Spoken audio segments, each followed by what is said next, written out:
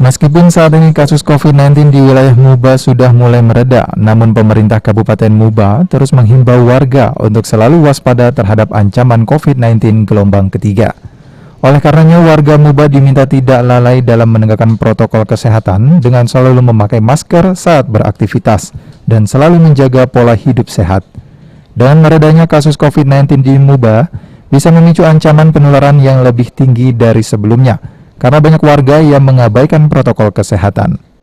Ya, kalau kita sudah mendengar bahwa sudah ada isu terhadap ancaman gelombang ketiga, tapi ya kita terima kasih karena ini artinya warning bagi kita agar kita tetap mengendalikan dan tetap menjaga protokol kesehatan karena kita sekarang ini kita berdampingan dengan COVID-19.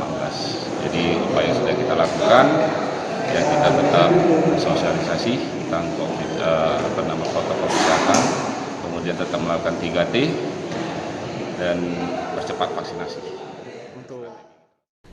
Oleh karenanya, saat ini Pemkab Muba terus menggencarkan percepatan vaksin COVID-19 serta mensosialisasikan pentingnya mematuhi protokol kesehatan bagi masyarakat Muba sebagai langkah awal pencegahan gelombang ketiga wabah COVID-19. Rozi Iskandar, PAL TV.